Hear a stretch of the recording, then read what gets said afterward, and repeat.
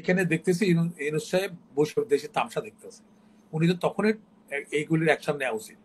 যেসব কাণ্ডগুলি এরা ছাত্ররা করছে, দেখ আমাদের ভবিষ্যৎ ছাত্রদেরকে এটা দেখছে যে টাকা পয়সা আসে আসে, তাহলে লেখাপড়া বাদ দিয়ে সবগুলো এখন ওইসব সমন্বয়কার রাজনীতির দিকে চলে যাচ্ছে। তাহলে ভবিষ্যতে যে বিক্ষোভ সৃষ্টি হবে, আমরা বিশ্বের প্রতিযোগিতা আমরা কিভাবে টিকে থাকবো? আমাদের তো লেখাপড়া তো কেউ করতেছে না, সব সমন্বয় হয়ে যাচ্ছে। বুঝো না বাবা, ওটা তো শেয়ার হইলো এটা মূল, এর অনিষ্টের মূল হইলো সব শেয়ার। তো সে তো আর বুঝে না, সরল মানুষ কয়েছে স্যার, তো শেয়ার যখন অনিষ্টের মূল, এরা শীতল ফাটিতে বসতে পারে না, শেয়ারে বসলে যখন মানুষের চরিত্র খারাপ হয়ে যায়, তো এটা শীতল ফাটিকে নিয়ে বসলেও তো পারে, তাহলে তো শেয়ারের দোষ হয় না। দুইটা বাড়ি গায়ে হারুনের ওটা দেখাই যায়, তারা মন্ত্রী, তাও স্থানীয় সরকার মন্ত্রী। হ্যাঁ, এখন তার পিএস এর কাছে 332 কোটি টাকা পাওয়া যাচ্ছে। তো 300 হে নিজে বলে ওটা ওরে বরখাস্ত করছে। তো বরখাস্ত করলে তো সেখানে যদি 16 বছরে তার জাহাঙ্গীরের কাছে, হাসিনার টি বয়ের কাছে পাওয়া গেছে 400 কোটি টাকা। তো এইটাতে এইটা 9 মাসে যদি পাইছে 332 কোটি টাকা, তাহলে গুণ দিলে কত হয়? তাহলে হাসিনাটা ছাড়াই যাচ্ছে স্থানীয় সরকার মন্ত্রী। সংস্কার, এখানে ব্যারিস্টার সাহেব আছেন, সংস্কারী রাষ্ট্রের এই গভর্নমেন্টের কোনো এখতিয়ার নাই। এবং এই যে কারণ এই গভর্নমেন্টের কোনো এখতিয়ার সংস্কার কমিটি করার জন্য, এর সাংবিধানিক ভাবে এর কোনো অস্তিত্বই নাই। সাংবিধানিক ভাবে এই কোনো অস্তিত্ব নাই। এবং এটা রাষ্ট্রের টাকা, এটা তো প্রাইভেট লিমিটেড কোম্পানি, এটা বাংলাদেশ গ্রামীণ ব্যাংক করা। এই যে এদেরকে সুপ্রিম কোর্টের বিচারপতির টাকা দেওয়া হচ্ছে, এরা টাইম বাড়াচ্ছে। একটা তদন্ত কমিটি, যে কোনো একটা জটিল ঘটনা হচ্ছে, 7 দিনের মধ্যে তদন্ত কমিটি রিপোর্ট দিয়ে সুপারিশও দিয়ে দেয়। এটা তো বিমান আবিষ্কার না, এটা ভ্যাকসিন আবিষ্কার না। এরা কয়দিন ভরবে টাইম বাড়াচ্ছে। এইটা একটা ফরম্যাটের মধ্যে আছে, এটা ইন্ডাকশন, কয়েক লাইন ইন্ডাকশন হবে, ডিডাকশন হবে। এটা এমন কোনো জটিল কেস না, তো এটা নিয়ে এতদিন লাগবে কেন, টাইম বাড়াচ্ছে কেন? কারণ এনারা তো আজকে দেখতাম, যদি একটা সংস্কার কমিটির চেয়ারম্যান যদি অনারারি সার্ভিস দিয়ে যদি ডিক্লেয়ার করতো যে আমি কোনো গাড়ি এবং বেতন নিব, অনারারি বেতন নিব না, তাহলে বুঝতাম যে এদের দেশপ্রেম আছে। এদের আসল উদ্দেশ্য হলো তো এরা তো ফিনান্সিয়াল গেইন হওয়ার জন্য এগুলি করতেছে। তাহলে এখন যে উনি দিচ্ছেন, মনে আমি এর ইতিপূর্বে অন্য মিডিয়াতে বলছি, রাষ্ট্রপতি জুতা কিনছে, জুতা টাকা যখন নিতে গেছে এমএসপি ব্রাঞ্চ থেকে বলছে জুতা আমরা আপনাকে চিকিৎসা দিব, খাদ্য দিব, জুতা কেনার পয়সা দেবো না। রাষ্ট্রপতি জুতার টাকাটা ফেরত দিছে। তাইলে এখন যে স্পেশাল অ্যাসিস্ট্যান্ট নেওয়া হচ্ছে, কোনোটা মন্ত্রী পদমর্যাদায়, কোনোটা আপনার প্রতিমন্ত্রীর মতো মর্যাদায়, কোনোটা আবার সহকারী সচিব পদমর্যাদায়, এটা ইউনিফর্মিটি তো নাই। সকল মন্ত্রী কিন্তু, স্বরাষ্ট্র হোক আর সংস্কৃতি মন্ত্রক, সকল মন্ত্রীর একই স্কেল, একই বেনিফিট। পাওয়ার হয়তো পাওয়ারের দিকে যায়, কারো বেশি কারো কম, সেটা এক্সারসাইজ করতে যায়, সেটা হচ্ছে। কিন্তু এখানে এখানে কোনো কিছু নাই, এবং আমাদের আগে কোনো এরকম ইনস্টেন্সও নাই। তো এখানে আমরা তিনটা গভর্নমেন্ট, আমরা এইরকম এই সেম নেচার অফ গভর্নমেন্ট আমরা করছি, কিন্তু সেখানে তো ওইটা তো দেখতে পারতো যে ওই গভর্নমেন্ট কি কি কোন পোস্ট রাখছে, কোন পোস্ট দিয়ে এটা করছে, তাহলে বলতে পারতো যে আমি লতিফুর রহমানের সময় এই পোস্ট ছিল, সেই জন্য আমি এই পোস্ট ক্রিয়েট করছি। তাইলে এখন এসবগুলির উদ্দেশ্য হলো, এখন আজকে যারা দিনের ভোট রাতে করছে, একটা লোককে আমরা চাকরি থেকে বাড়ি পাঠাতে পারি না, তাহলে পরবর্তীকালে যে লোকগুলো আসবে তারা তো একই জিনিস সরকারি ইশারায় কাজ করবে। এটা আর একটা জিনিস হলো, তারেক রহমান সাহেবের কথা কি যেন একটা বললা তুমি, তারেক রহমানের সাহেবের কথা বলছে 17 বছর পরে জোবাইদা রহমান আসছে খালেদা জিয়ার সাথে, কিন্তু তারেক রহমান কেন আসছে না? তারেক রহমান কি নিরাপদ মনে করছে না এখনো? না, এখন হচ্ছে তারেক রহমান এর আগেও আসতো, এটা জেলের জন্য না। আমরা যতটুকু বিভিন্ন সোর্স থেকে আমরা খবর পাই যে ওইটা হলো ওনার জীবন শঙ্কা আছে, কারণ এখানে তাদের এটাকে দিতে পারলে, এখন ন্যাশনালিস্ট ইয়ের যদি লিডারকে এখন কে দিবে, এরপরে কে হাল ধরবে, তারে ওটাকে যদি তারা জীবন হুমকি আছে। কারণ আমার এখানে জীবনের নিরাপত্তা, সাধারণ লোকের নিরাপত্তা দিতে পারছে না সরকার। প্রতিদিন একটা না একটা ঘটনা ঘটতেছে। তারপরে মব জাস্টিস নাম দিচ্ছে, যদিও মব আবার এটা মব কি করে জাস্টিস হয়, এটা ব্যারিস্টার সাহেব আছে, আমরা বুঝি না। মানুষের বাড়িতে নিজে আইন তুলে নিচ্ছে, নিজের আইন তুলে কখন নেই, যখন আইনে কাজ করে না, আইনের শাসন তখন না থাকে, তখন মানুষ নিজে নেই। কোন অথরিটিতে যাচ্ছে, ওই যে আমাদের যে সমন্বয়করা মানুষের বাসায় যাচ্ছে, ও মানুষের এখানে যাচ্ছে, ডিসি রে ডিকটেট করতেছে, সেক্রেটারি ডিকটেট করছে, ওরে বদলি করো, এটা করো। কিন্তু এখানে দেখতেছি ইউনূস সাহেব বসে দেশে তামসা দেখতেছে। উনি তো তখনই এইগুলির অ্যাকশন নেওয়া উচিত। যেসব কাণ্ডগুলি এরা ছাত্ররা করছে, দেখ আমাদের ভবিষ্যৎ ছাত্রদেরকে এটা দেখছে যে টাকা পয়সা আসে আসে, তাহলে লেখাপড়া বাদ দিয়ে সবগুলো এখন ওইসব সমন্বয়কার রাজনীতির দিকে চলে যাচ্ছে। তাহলে ভবিষ্যতে যে বিক্ষোভ সৃষ্টি হবে, আমরা বিশ্বের প্রতিযোগিতা আমরা কিভাবে টিকে থাকবো? আমাদের তো লেখাপড়া তো কেউ করতেছে না, সব সমন্বয় হয়ে যাচ্ছে।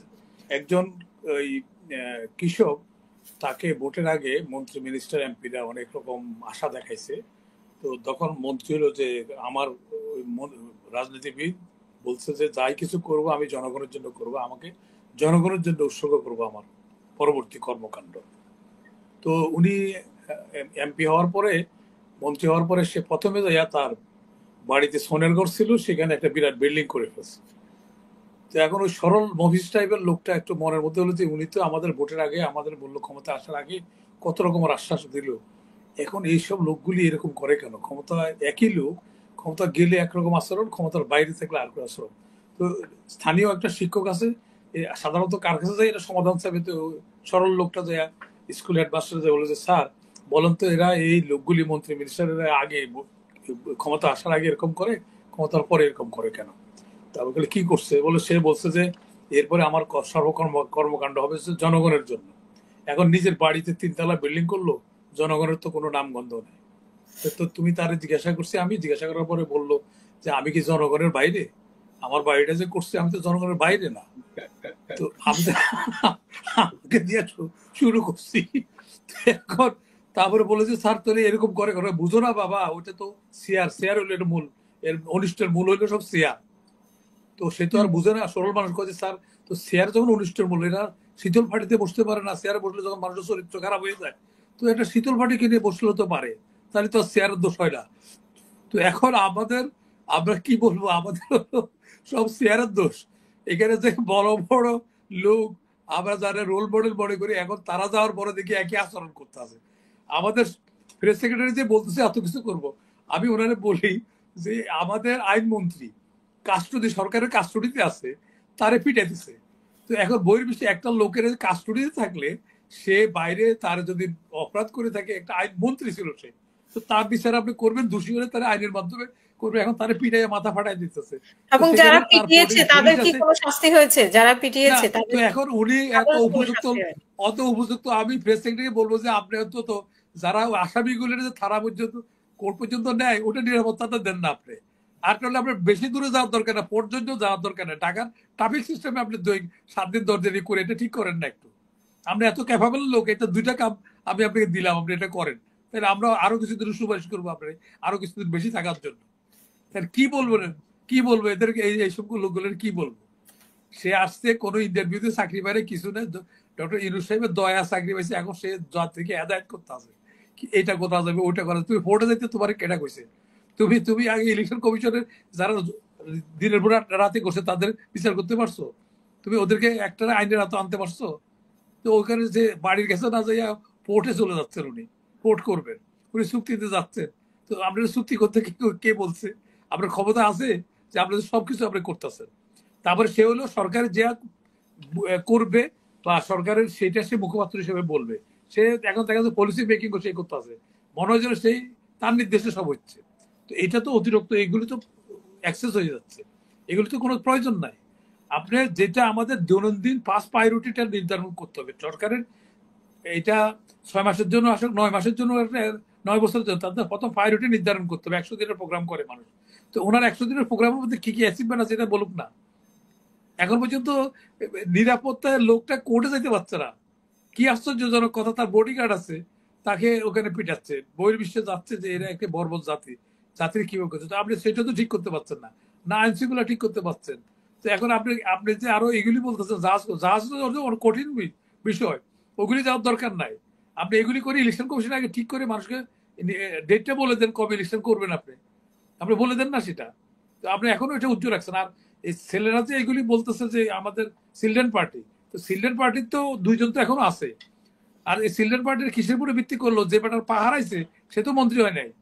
হ্যাঁ, এরা তো 2টা বাড়ি গায়ে হারুনের ওটা দেখাইয়া তারা মন্ত্রী, তাও স্থানীয় সরকার মন্ত্রী। হ্যাঁ, এখন তার পিএস এর কাছে 332 কোটি টাকা পাওয়া যাচ্ছে।